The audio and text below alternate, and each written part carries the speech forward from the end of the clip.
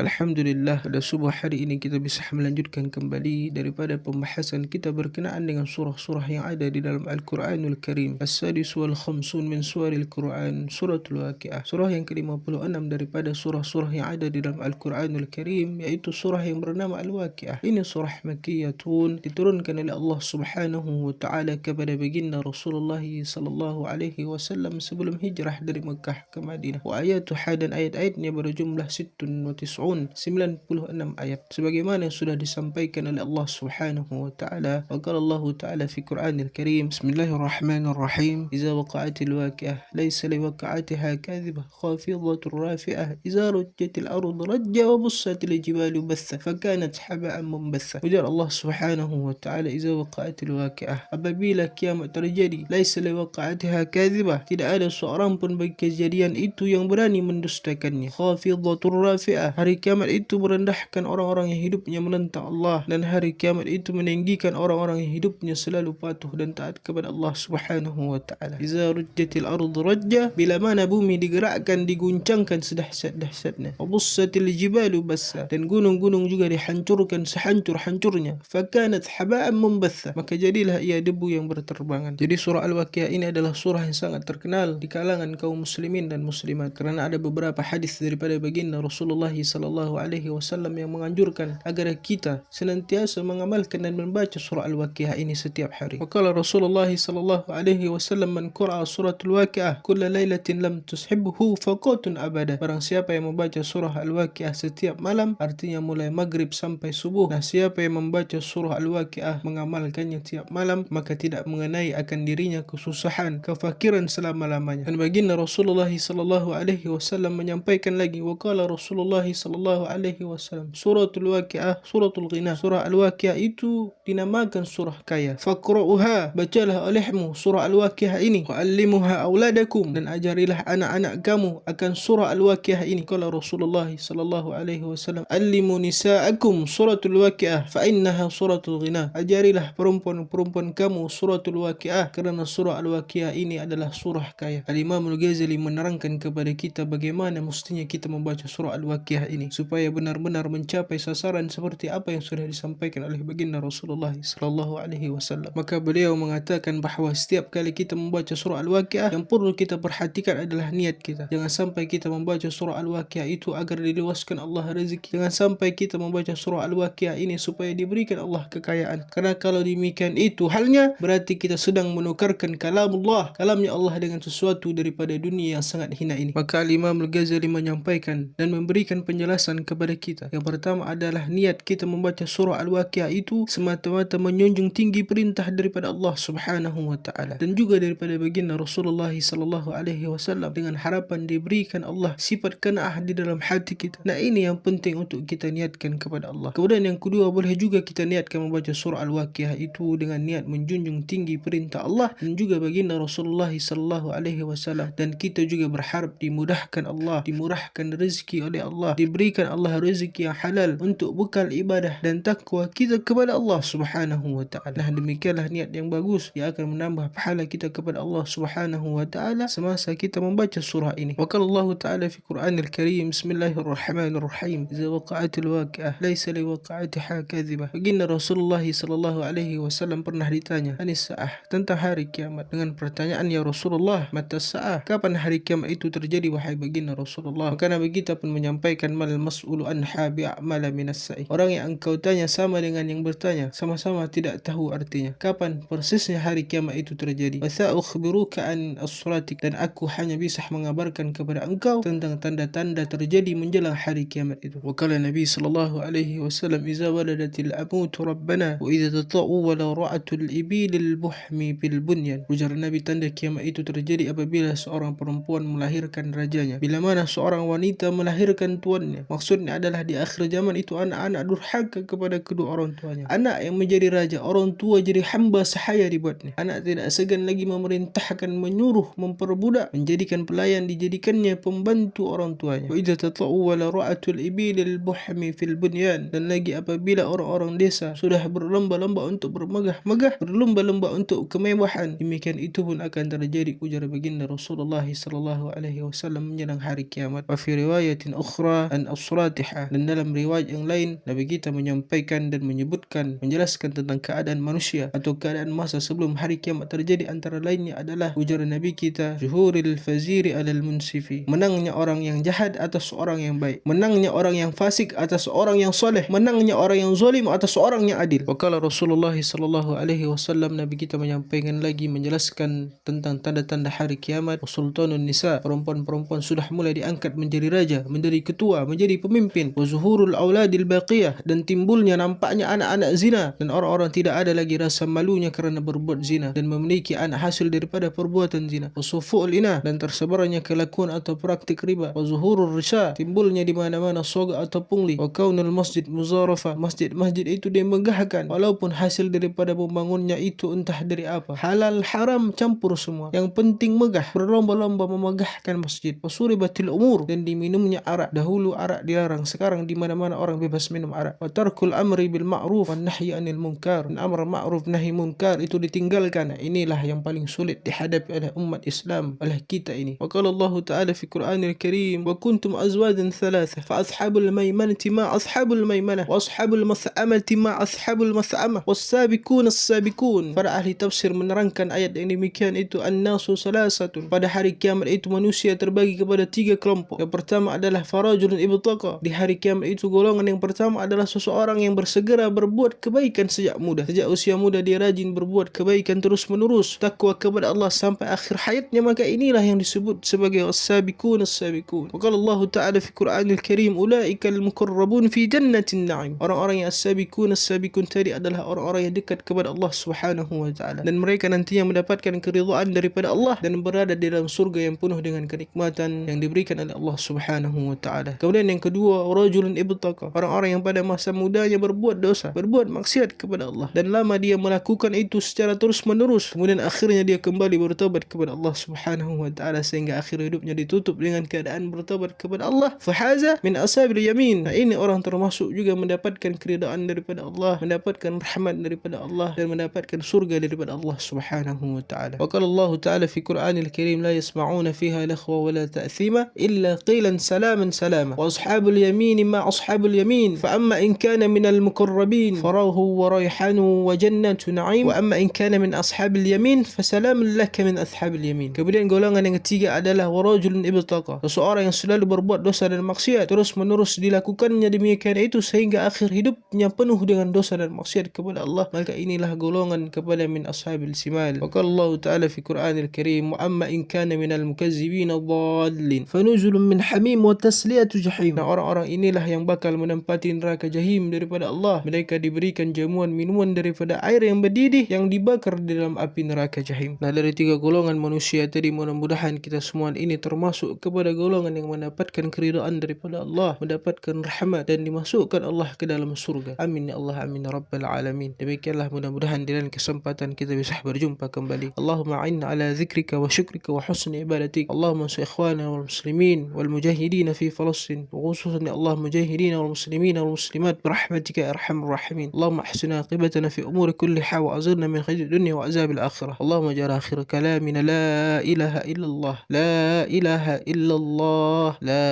ilaha illallah, Muhammadur Rasulullah sallallahu alaihi wasallam. Astaghfirullahal azim lil muslimin wal muslimat wal afu minkum al hadith, siratal mustaqim. Assalamu alaikum warahmatullahi